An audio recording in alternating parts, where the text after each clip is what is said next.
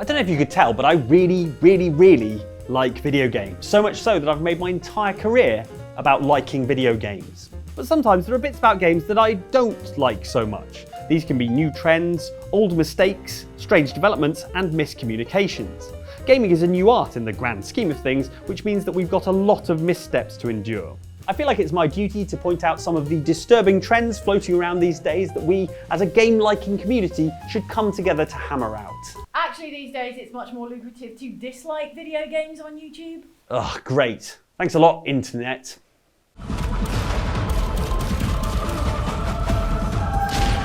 Sniper, be careful. Heroes never die. Oh, that's love. One shot, one kill. Blizzard's 2016 first-person team-based shooter Overwatch was an instant success. It was a fresh face in a then youthful genre dubbed hero shooters. At launch, it shone with the promise of a long lifespan and regular hero updates. It smelled like freshly baked bread and a rich competitive scene.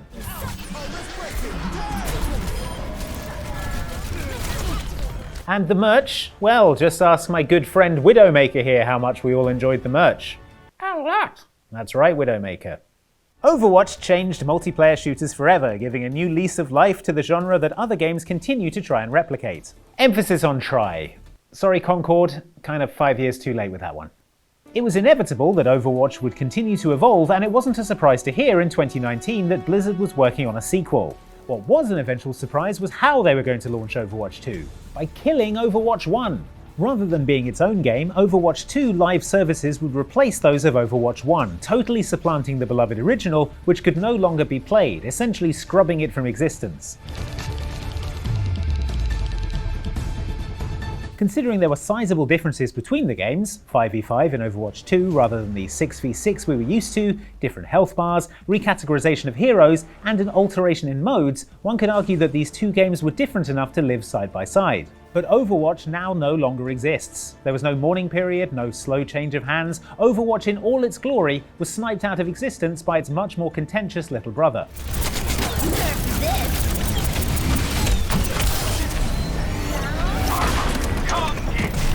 Trampling Overwatch 1 with the Overwatch 2 launch meant that everyone who loved Overwatch couldn't help but feel like 2's arrival meant the end of an era, the death of a friend, and to some, it meant that they'd never come back for more in 2. Killing off one game to make room for another destroys a bit of history, leaves little room for accurate comparisons between the two, and most importantly, means I can't bully teams in ranked with 2 shield tanks anymore. Cruel.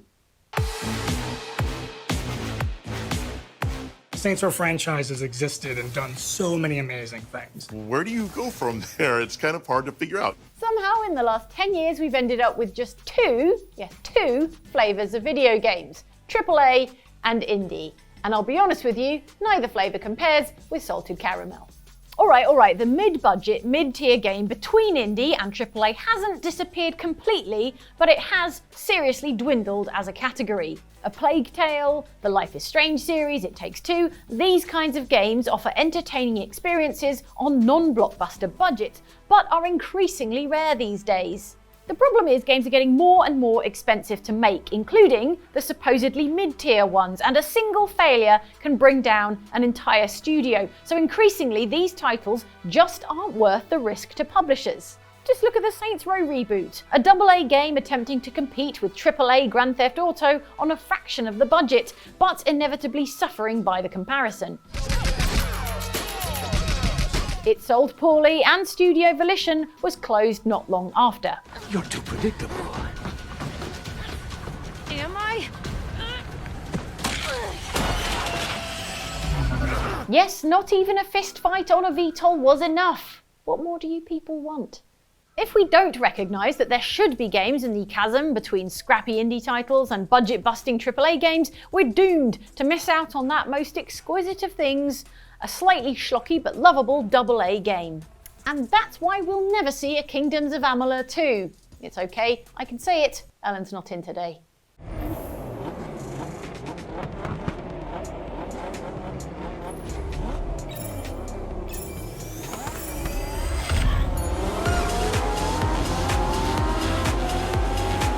Oh yeah, just give me 2 seconds. I found a really good 30-part TikTok series on why we think the Bermuda Triangle might have moved a few feet over. We talked about this, you're always on online? Hey, I'm not always online. I spend nearly 3 hours a night sleeping when I'm done doom scrolling. I'll tell you who's always online.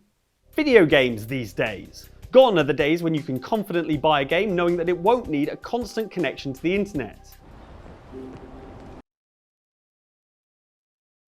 Here to stay are connectivity issues and the inevitable server death when the only people left engaging with the game are speedrunning deviants. There are, of course, situations where games need to be online, but what we have an issue with is when the game could and should work when your Wi-Fi router inevitably crashes, but doesn't. Oh, I've gone offline. How is router technology not improved in like 20 years? For reals. Let's take the recent example of Test Drive Unlimited Solar Crown, shall we? 2006's Test Drive Unlimited was an ambitious driving MMO where you could, if you chose, seamlessly play online against real opponents, or take it at your own pace and play offline. Thanks to fan patches and servers, that game is still playable to this day.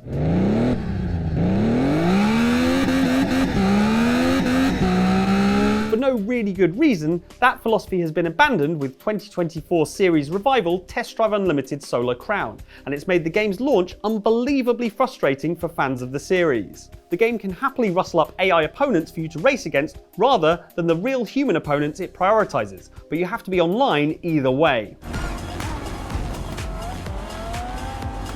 You've got to wait for countdowns even if players never show up, and you cannot pause a race even when everyone you're facing is completely controlled by AI. It makes this whole experience annoying when all you want to do is do a little driving, a little exploring, and do it on your own terms. Instead of achieving what an 18-year-old game did, the forced online nature of Test Drive Unlimited Solar Crown has undermined any other advancements the series has made. Forced online games will suffer in the long run too, eventually dying once servers are taken offline, like fellow open world driving game The Crew did, and that's a massive shame. And no, I'm not just bitter about this because Club Penguin killed all my puffles when it went offline. A dark day in the Mike household. 10 years ago, after 20 years of making games, I was burned out, so I took a break. But I never stopped playing games nor loving them. And now I'm ready to come back, and I'd like to show you something I've been working on. But I don't want to build any old game. I want to build a universe. I want to build a game I always wanted to build, but I didn't have the tools to do until now. Early access is both a blessing and a curse. The ability for a studio to deliver a game to fans before it's fully finished has brought us such success stories as the best-selling Baldur's Gate 3, novel factory sim Satisfactory, and the smash hit that was Hades. You can turn back, or I can send you home the painful way. What'll it be? I'll have to go with the painful way. There's no doubt that early access gives the developers an insight into how to make the game good for the audience they're aiming for, even if it means making a dork wizard progressively hotter for launch. It seems you've been paying attention to me, though there is always room for improvement. What isn't so cool about the process is that some developers forget that eventually you're going to have to get rid of the 0 point in the version number and progress to a 1.0. You have to launch your game eventually. There are a fair few ambitious games on the market these days that haven't got a full launch in sight, and it begs the question, at what point will they ever launch? Will they ever launch? We're in a world where developers can fund their games through the goodwill of fans. That's also a good thing if you're looking at Shovel Knight, at Divinity Original Sin 2, or at Broken Age. These games are cool and they definitely 100% launched eventually. In other cases, however, you've got games like Star Citizen 2, which is maybe 80% launched, if you're generous. Star Citizen is the epitome of this problem because it was due to launch over 10 years ago, has hoovered up millions in crowdfunding and pre-release sales of in-game spaceships, and somehow it's still in a form of advanced early access with no sign of an official release. I expect to actually live in space by the time that game comes out. It'll be like playing Bus Simulator. That's not the only problem with early access. If you launch into early access too early, it can permanently ruin the reputation of your game and kill it stone dead. Just take open world survival game The Day Before, a game that promised the Earth before its early access launch, when it became obvious it was years away from ever being the game that was advertised. The Day Before features a huge, stunningly detailed, post-apocalyptic world destroyed by a terrible virus. Almost immediately after The Day Before debuted in early access, players called out its shoddy state, and the game was shut down not long after without having a chance to develop into something those people wanted to play. So yeah, wake me up when Star Citizen actually launches. And when I say wake me up, I probably mean from cryosleep in the year 2174. You can create your own textures to make unique artwork, or turn real-world objects into 3D models to include in Inzoi. It's time to showcase your limitless creativity. I am well aware that AI is a contentious subject right now. It is a very small acronym for something that's caused a massive debate in the video game industry and beyond. AI can and should be used in specific circumstances that would allow us humans to spend more time on fun things like art and less time on tasks devoid of any artistic merit, like writing Adam Sandler films.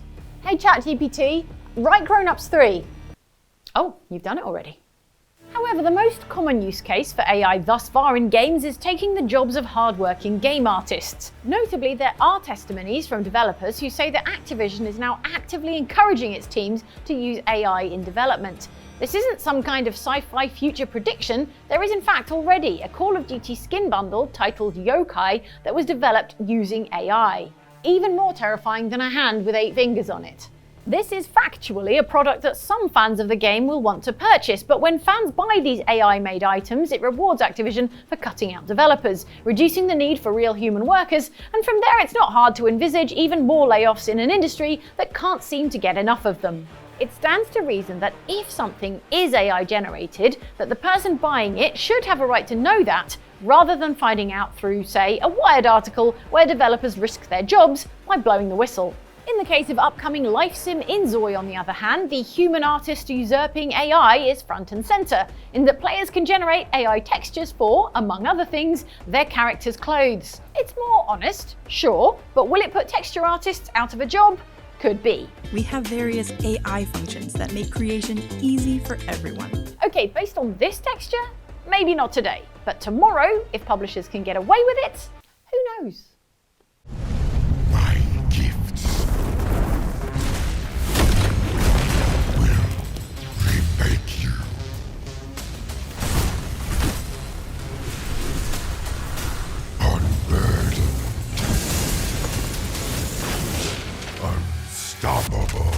So if you'd asked us 5 years ago about the most disturbing trends in gaming, we would all in unison have shouted, What the hell is Xtra about? No, it's loot boxes, alright?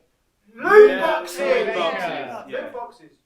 There we go, yes, it was obviously loot boxes. Overwatch, Apex Legends, the FIFA games, League of Legends, I could go on. Loot boxes were seemingly everywhere, and because of valid concerns about gambling and in some cases pay-to-win balance issues, they've been phased out of many products, or never introduced in new editions of games at all.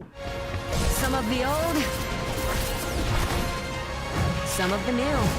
What has happened in place of loot boxes is that skins, previously a commonplace reward in said loot boxes, are now simply purchasable in games, but for massively inflated prices. Valorant, for example, has skins in-game that are considered so special that bundles cost like £90. If the maths I'm doing is correct, I could buy at least one Undertale, a Slay the Spire, a Balatro, and an Elden Ring for that money. Buying skins by themselves isn't even the biggest problem, to be honest. Yes, they're expensive, but running a free-to-play game like Valorant is also expensive, so that's inevitably part and parcel of keeping a game like that up and running.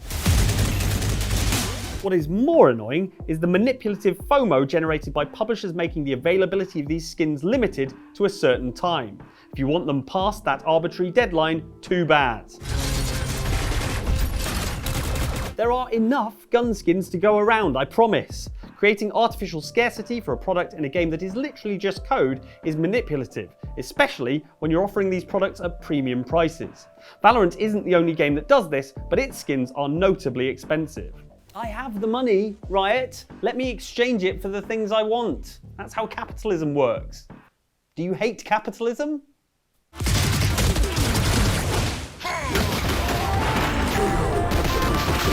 Thank you so much for watching this video about disturbing trends in gaming. I've noticed a disturbing trend. You haven't been clicking on these videos, these fine videos that we've made for you. One here from Outside Extra, and one down here from Outside Xbox. Let's turn that trend around, folks. And if you enjoyed this, please check out the OX Supporters Club at patreon.com/OXClub.